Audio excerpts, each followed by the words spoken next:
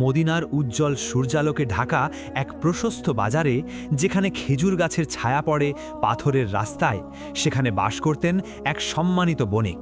নাম তার আব্দুর রহমান ইবনে সালেম। বয়স 50-এর কোঠায়, সাদা দাড়ি, শান্ত চোখ, কথায় ভদ্রতা। তার কাপড়ের দোকান ছিল বাজারের সবচেয়ে পরিচিত জায়গা। মানুষ শুধু কাপড় কিনতে আসত না, আসত তার কাছ থেকে সৎ পরামর্শ নিতে। আব্দুর রহমানের জীবনে 3টি জিনিস সবচেয়ে মূল্যবান ছিল: আল্লাহর ভয়, তার সুনাম আর তার পরিবার।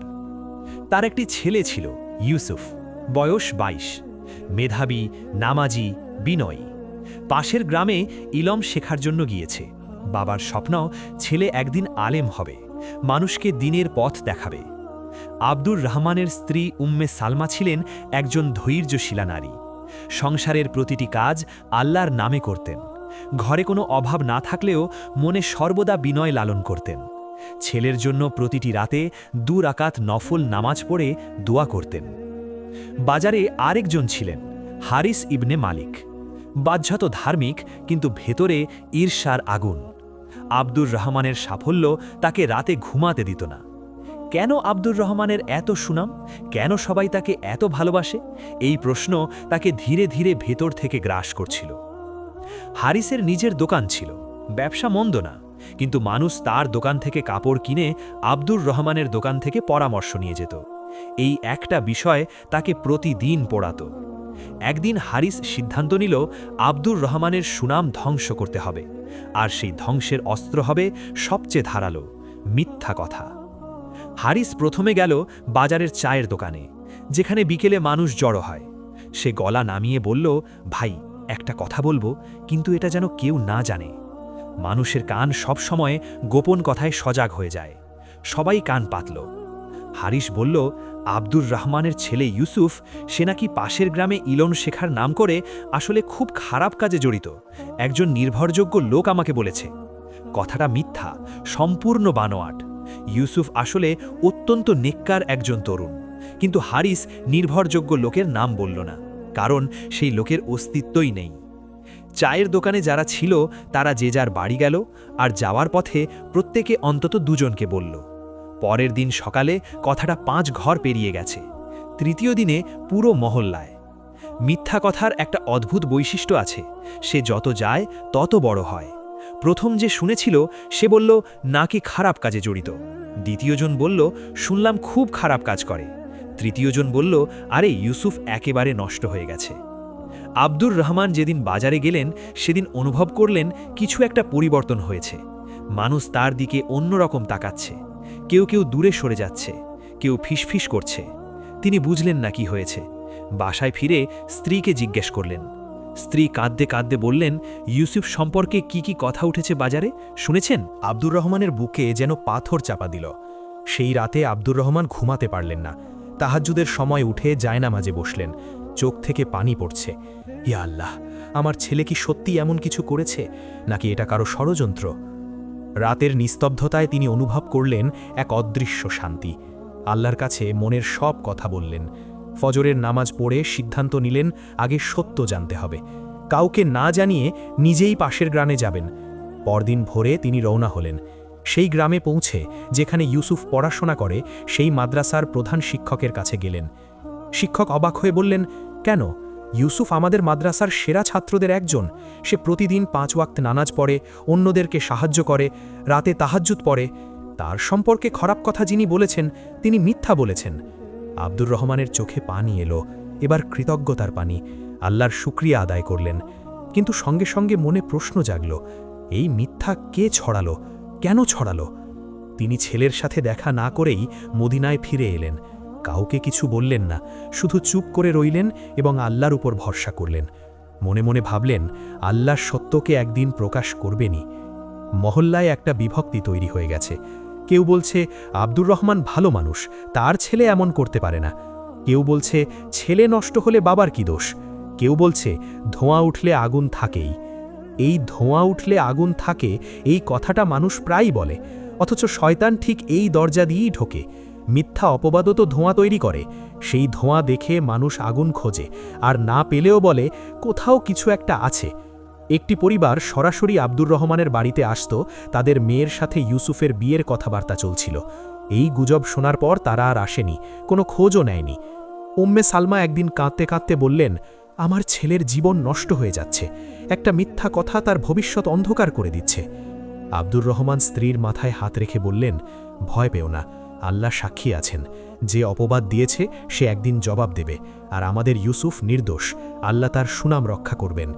এদিকে হারিস বাড়িতে বসে মনে মনে খুশি হচ্ছে, সে ভাবছে তার পরিকল্পনা সফল হয়েছে, কিন্তু সে জানত না আল্লাহর দরবারে প্রতিটি মিথ্যা হিসাব রাখা হচ্ছে। মসজিদের ইমাম সাহেব শাইখ ইব্রাহিম একজন প্রজ্ঞাবান মানুষ, তিনি বিষয়টা বুঝলেন। জুম্মার খুতবায় তিনি বললেন, হে মুসলিম ভাইয়েরা, আল্লাহ তাআলা কুরআনে বলেছেন, যখন তোমরা এই কথা শুনলে তখন কেন মুমিন পুরুষ এবং মুমিন নারীরা নিজেদের সম্পর্কে ভালো ধারণা করল না এবং বলল না যে এটা তো সুস্পষ্ট অপবাদ?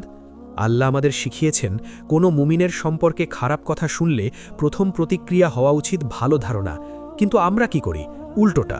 যে মিথ্যা ছড়ায় সে শুধু একজন মানুষকে কষ্ট দেয় না, সে পুরো সমাজের বিশ্বাসের ভিত নষ্ট করে। নবী সাল্লাল্লাহু আলাইহি ওয়াসাল্লাম বলেছেন, কোনো বান্দা যদি এমন কথা বলে যা আল্লাহকে অসন্তুষ্ট করে, তাহলে সে কল্পনাও করতে পারবে না সেই কথা তাকে কোথায় নিয়ে ফেলবে, আর সেই কথার কারণে সে জাহান্নামের তলদেশে নিক্ষিপ্ত হবে। আজ আমাদের মহল্লায় একজন নির্দোষ মানুষের সম্পর্কে কথা ছড়াচ্ছে। আমি সবাইকে সতর্ক করছি, এই কথা যে ছড়িয়েছে সে পাপী, আর যে শুনে আবার ছড়িয়েছে সেও পাপের অংশীদার। মসজিদে পিন পতন নীরবতা, অনেকে মাথা নিচু করল। হারিস সেদিন মসজিদে ছিল না। হারিসের বাড়িতে সেদিন একটি ঘটনা ঘটল। তার মা, বৃদ্ধা এক নারী, শুনলেন ছেলে এই মিথ্যা ছড়িয়েছে। প্রতিবেশী একজন তাকে বলে গেল। বৃদ্ধা মা কাঁদতে কাঁদতে বললেন, হারিস, তুই কি জানিস মিথ্যা অপবাদ দেওয়া কত বড় গুনাহ? তোর আব্বা মরার সময় বলে গিয়েছিলেন, কখনো কারো ক্ষতি করিস না। তুই কি করলি? হারিস হেসে বলল, মা, তুমি বুঝবে না, ব্যবসায়ের প্রতিযোগিতা, এগুলো না করলে টিকে থাকা যায় না। মা বললেন, দুনিয়ায় টিকলে কি হবে, আখেরাতে কি জবাব দেবি? মনে কর আল্লাহর নবী কি বলেছেন, যে মুমিনের ইজ্জত নষ্ট করে আল্লাহ কিয়ামতের দিন তার ইজ্জত নষ্ট করবেন। হারিস চলে গেল, কিন্তু মায়ের কথা মাথায় থেকে গেল। রাতে ঘুমাতে পারল না, বারবার মায়ের কান্নার মুখ ভেসে উঠল। শয়তান তাকে বলছে, করেছ ভালোই, পস্তাবে না। কিন্তু অন্য এক কণ্ঠ, বিবেকের কণ্ঠ বলছে, তুমি পাপ করেছ, একজন নিরপরাধের ক্ষতি করেছ। ঘটনার এক সপ্তাহ পর একজন লোক হারিসের বাড়ি থেকে বের হচ্ছিল। পাশের গলিতে দাঁড়িয়ে সে শুনল হারিস তার বন্ধুকে বলছে, দেখলে, আব্দুর রহমানের ব্যবসা এখন কমে গেছে, মানুষ আর সেভাবে যায় না দোকানে। লোকটির নাম কাসিম, সে একজন সৎ মানুষ, মাঝবয়সী, ধীরে সুস্থে কথা বলে। সে থমকে দাঁড়াল। হারিস আরও বলল, আমি এই কথা শুরু করেছিলাম বাজারে, মজার না? কাসিমের মাথায় যেন আকাশ ভেঙে পড়ল। তার মানে এটা ইচ্ছাকৃত মিথ্যা, পরিকল্পিত অপবাদ। কাসিম মনে মনে ভাবল, এখন সে কি করবে? চুপ থাকবে নাকি সত্য বলবে? তার মনে পড়ল নবী সাল্লাল্লাহু আলাইহি ওয়াসাল্লামের কথা, যে ব্যক্তি অন্যায় দেখে এবং তা প্রতিরোধ করতে পারে কিন্তু করে না, সে পাপের অংশীদার। কাসিম সোজা চলে গেল শাইখ ইব্রাহিমের কাছে, সব খুলে বলল। শাইখ শুনলেন, মাথা নাড়লেন, বললেন, আল্লাহ সত্যকে ঢেকে রাখেন না, এখন আমাদের করণীয় স্থির করতে হবে। শাইখ ইব্রাহিম হারিসকে ডেকে পাঠালেন। হারিস এলো, শাইখের মুখোমুখি বসল। কাসিমও আছে। শাইখ বললেন, তুমি কি ইউসুফ সম্পর্কে মিথ্যা কথা ছড়িয়েছ? হারিস প্রথমে অস্বীকার করল, কিন্তু কাসিম যখন সরাসরি বলল, আমি তোমার মুখে শুনেছি, হারিস চুপ হয়ে গেল। শাইখ শান্ত কণ্ঠে বললেন, হারিস, তুমি জানো ইসলামে মিথ্যা অপবাদের শাস্তি কি? হারিস মাথা নিচু করে বসে রইল। শাইখ বললেন, কোরআনে সূরা নূরে আল্লাহ বলেছেন, যারা সতীসাধ্যী মানুষদের প্রতি অপবাদ দেয় এবং 4 জন সাক্ষী উপস্থিত করতে পারে না, তাদের 80টি বেত্রাঘাত করো এবং কখনো তাদের সাক্ষ্য কবুল করো না, তারাই প্রকৃত পাপী। নবী করিম সাল্লাল্লাহু আলাইহি ওয়াসাল্লাম বলেছেন, যে ব্যক্তি কোনো মুমিনের সম্মান নষ্ট করল, আল্লাহ কিয়ামতের দিন তার সম্মান নষ্ট করবেন। হারিস, তুমি একজন মানুষের ইজ্জতে আঘাত করেছ, একটি পরিবারকে কষ্ট দিয়েছ, একটি তরুণের ভবিষ্যৎকে ঝুঁকিতে ফেলেছ। এর হিসাব শুধু দুনিয়ায় নয়, আখেরাতেও দিতে হবে। হারিস এতক্ষণ চুপ ছিল, এবার তার চোখে পানি এলো। সে বলল, আমি ঈর্ষার কারণে এটা করেছি। শাইখ ইব্রাহিম চোখ বন্ধ করলেন, কিছুক্ষণ চুপ থাকলেন, তারপর বললেন, হারিস, তুমি একটি গুরুত্বপূর্ণ কথা বললে, ঈর্ষা, আরবিতে বলে হাসাদ। এটা মানবজাতির সবচেয়ে পুরনো রোগ। শয়তান ইবলিস কেন আল্লাহর বিরুদ্ধে গেল? ঈর্ষার কারণে। আদম আলাইহিসসালামকে আল্লাহ সম্মান দিয়েছেন, এটা সহ্য হয়নি। কাবিল কেন হাবিলকে হত্যা করেছিল? ঈর্ষার কারণে। ইউসুফ আলাইহিসসালামের ভাইরা কেন তাকে কূপে ফেলেছিল? ঈর্ষার কারণে। দেখো ঈর্ষা কোথায় নিয়ে গেছে মানুষকে। নবী সাল্লাল্লাহু আলাইহি ওয়াসাল্লাম বলেছেন, তোমরা ঈর্ষা থেকে বেঁচে থাকো, কারণ আগুন যেমন লাকড়িকে জ্বালিয়ে দেয়, ঈর্ষাও তেমনি নেক আমলগুলোকে জ্বালিয়ে ছাই করে দেয়। হারিস, তুমি বছরের পর বছর যে নামাজ পড়েছ, যে রোজা রেখেছ, ঈর্ষা তা পুড়িয়ে দিচ্ছে। তুমি নিজের আমলনামা নিজেই ধ্বংস করছ। ঈর্ষা থেকে মুক্তির উপায় একটাই, অন্যের সম্পদ বা সম্মান দেখলে মনে করো এটা আল্লাহর দান। আল্লাহ যাকে চান দেন। তোমার রিজিকও আল্লাহর কাছে নির্ধারিত। অন্যকে হিংসা করে তোমার রিজিক বাড়বে না। হারিস কাঁদছে। শাইখের প্রতিটি কথা তার বুকে তীরের মতো বিঁধিছে। হারিস বলল, শাইখ, আমি এখন কি করব? শাইখ বললেন, তওবার দরজা খোলা আছে, কিন্তু শোনো, মিথ্যা অপবাদের ক্ষমা পেতে হলে 3টি কাজ করতে হবে। প্রথমত, আল্লাহর কাছে সত্যিকারের তওবা, শুধু মুখে নয়, অন্তর থেকে, এবং দৃঢ় সংকল্প যে আর কখনোই পাপ করবে না। দ্বিতীয়ত, যার ক্ষতি করেছ তার কাছে ক্ষমা চাইতে হবে। আব্দুর রহমান এবং ইউসুফের কাছে গিয়ে সরাসরি মাফ চাও। তৃতীয়ত, যেভাবে মিথ্যা ছড়িয়েছ সেভাবেই সত্য ছড়াতে হবে। যার কাছে মিথ্যা বলেছ তার কাছে গিয়ে বলো, আমি মিথ্যা বলেছিলাম।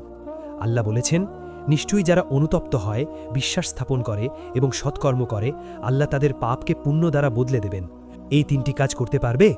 হারিস মাথা নিচু করে বলল, চেষ্টা করব শাইখ। শাইখ বললেন, চেষ্টা নয়, সংকল্প করো। হারিস বলল, ইনশাআল্লাহ করব। পরদিন হারিস বাজারে গেল, সেই চায়ের দোকানেই যেখানে সে প্রথম মিথ্যা বলেছিল। এবার সে মাথা নিচু করে দাঁড়ালো, পা কাঁপছে, গলা শুকিয়ে গেছে। এত মানুষের সামনে স্বীকার করা কঠিন, কিন্তু সে ভাবল, দুনিয়ার লজ্জা সহ্য করা যায়, আখিরাতের লজ্জা সহ্য হবে না। সে বলল, ভাই ও বন্ধুরা, আমি একটা বড় পাপ করেছি। ইউসুফ সম্পর্কে যে কথা আমি বলেছিলাম তা সম্পূর্ণ মিথ্যা ছিল। আমি ঈর্ষার কারণে এটা করেছিলাম। ইউসুফ একজন নেককার তরুণ। আমি আল্লাহর কাছে ক্ষমা চেয়েছি। এখন আপনাদের কাছেও বলছি, আপনারা যারা এই মিথ্যা শুনেছেন, দয়া করে সত্যটা অন্যদেরও জানান। মানুষ স্তব্ধ হয়ে শুনল। কেউ কেউ মাথা নিচু করল, কারণ তারাও এই মিথ্যা ছড়িয়েছিল। একজন বৃদ্ধ উঠে দাঁড়িয়ে বললেন, হারিস, তুমি আজ সাহসী কাজ করেছ, আল্লাহ তোমাকে ক্ষমা করুন। তারপর হারিস গেল আব্দুর রহমানের দোকানে। দরজায় দাঁড়িয়ে বলল, ভাই, আমাকে ক্ষমা করুন। আব্দুর রহমান চুপ করে বসে রইলেন। মুখে কোনো রাগ নেই, চোখে কোনো তিক্ততা নেই। তারপর বললেন, আমি ইতিমধ্যে তোমাকে ক্ষমা করে দিয়েছি। হারিস অবাক হয়ে বলল, কিভাবে, এত সহজে? আব্দুর রহমান বললেন, কারণ আমি জানি মানুষ যদি মানুষকে ক্ষমা না করে তাহলে আল্লাহর কাছে ক্ষমা পাবে কিভাবে। নবী সাল্লাল্লাহু আলাইহি ওয়াসাল্লাম বলেছেন, যে ক্ষমা করে না তাকে ক্ষমা করা হয় না। আর আরেকটি কথা, তুমি আমার যা ক্ষতি করতে চেয়েছিলে তা আল্লাহ হতে দেননি, বরং এই পরীক্ষায় আমার ঈমান আরও শক্ত হয়েছে, আল্লাহর উপর ভরসা আরও গভীর হয়েছে, তাই তোমাকে ধন্যবাদ দেওয়া উচিত। হারিস বলল, আপনি এত বড় মনের মানুষ, আর আমি? আব্দুর রহমান বললেন, বসো, চা খাও, আমরা নতুন করে শুরু করি। হারিসের মনে হল এই মানুষের মহত্বই তাকে আজ সবচেয়ে বড় শিক্ষা দিল। কিছুদিন পর ইউসুফ মদিনায় ফিরল। সে শুনেছে সব কথা। প্রথমে মনে একটা কষ্ট ছিল, কিন্তু বাবা তাকে বললেন, বেটা, তোমার সম্পর্কে মিথ্যা কথা ছড়ানো হয়েছে, কিন্তু আল্লাহ তোমার সম্মান রক্ষা করেছেন। নবী সাল্লাল্লাহু আলাইহি ওয়াসাল্লামের কথা মনে করো, তার ভাইরা তাকে কূপে ফেলেছিল। মিশরে তার বিরুদ্ধে মিথ্যা অপবাদ দেওয়া হয়েছিল, তাকে কারাগারে নিক্ষেপ করা হয়েছিল, কিন্তু শেষ পর্যন্ত আল্লাহ কি তাকে সম্মান দেননি?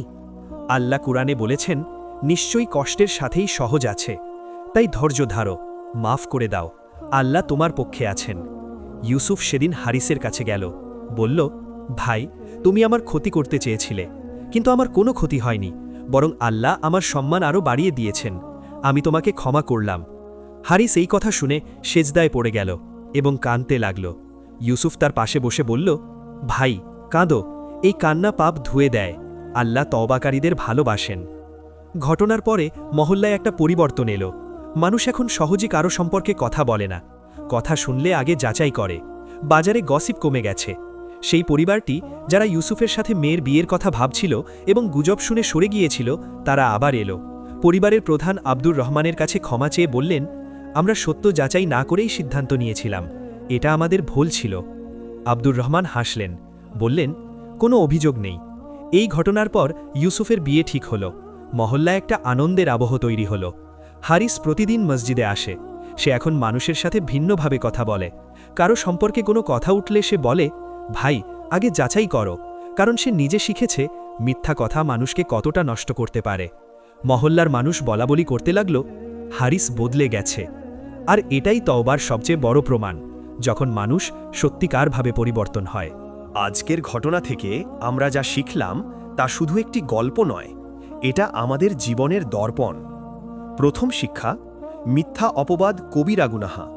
আল্লাহর কাছে এটা অত্যন্ত ঘৃণ্য। যে মুখ দিয়ে আল্লাহর নাম নেওয়া হয়, সেই মুখ দিয়ে অন্যের ইজ্জত নষ্ট করা এটা মুমিনের কাজ নয়। নবী সাল্লাল্লাহু আলাইহি ওয়াসাল্লাম বলেছেন, মুসলমানকে গালি দেওয়া ফাসেকি এবং তাকে হত্যা করা কুফর। দ্বিতীয় শিক্ষা, কথা ছড়ানোর আগে যাচাই করো। আল্লাহ বলেছেন, হে মুমিনগণ, যদি কোনো ফাসিক তোমাদের কাছে কোনো সংবাদ নিয়ে আসে তাহলে তা যাচাই করে নাও, তা না হলে অজ্ঞতাবশত তোমরা কোনো জাতিকে ক্ষতিগ্রস্ত করে বসবে। তৃতীয় শিক্ষা, ঈর্ষা মানুষকে অন্ধ করে দেয়। অন্যের কল্যাণে খুশি হওয়াই মুমিনের লক্ষণ। আল্লাহর নিকট প্রার্থনা করো, ইয়া আল্লাহ, আমার মনে কারো প্রতি হাসাদ দিও না। চতুর্থ শিক্ষা, মাফ করাই শ্রেষ্ঠত্বের চিহ্ন। আব্দুর রহমান মাফ করেছেন, ইউসুফ মাফ করেছেন। আল্লাহ বলেছেন, মন্দের প্রতিবিধান মন্দ, কিন্তু যে ক্ষমা করে এবং আপোষ করে তার পুরস্কার আল্লাহর কাছে আছে। পঞ্চম শিক্ষা, সত্য চাপা থাকে না। কিয়ামতের দিন সব রেকর্ড খুলে যাবে। আল্লাহ বলেছেন, সেদিন পৃথিবী তার সব খবর বলে দেবে। তাই যে সৎ থাকে সে একদিন না একদিন বিজয়ী হয়। আজ থেকে আমরা সংকল্প করি, মিথ্যা বলবো না, মিথ্যা ছড়াবো না, অন্যের সম্মানে আঘাত করব না।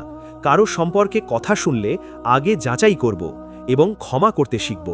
হে আল্লাহ, আমাদের জীবকে হেফাজত করুন, মিথ্যা থেকে, অপবাদ থেকে, গীবত থেকে রক্ষা করুন। আমাদের মনকে ঈর্ষামুক্ত করুন, ধৈর্য দিন, ক্ষমা করার শক্তি দিন এবং যাদের আমরা কষ্ট দিয়েছি তাদের কাছ থেকে ক্ষমা পাওয়ার তৌফিক দিন। আমিন। চ্যানেলের ভিডিওগুলো যদি আপনাদের কাছে ভালো লেগে থাকে তাহলে লাইক, কমেন্ট, শেয়ার করবেন এবং নতুন নতুন ভিডিও পেতে চ্যানেলটি সাবস্ক্রাইব করে রাখুন। এখানে ইসলামিক গল্প, নবী রসুল সাহাবীদের জীবনী ও শিক্ষামূলক ভিডিও পাবেন।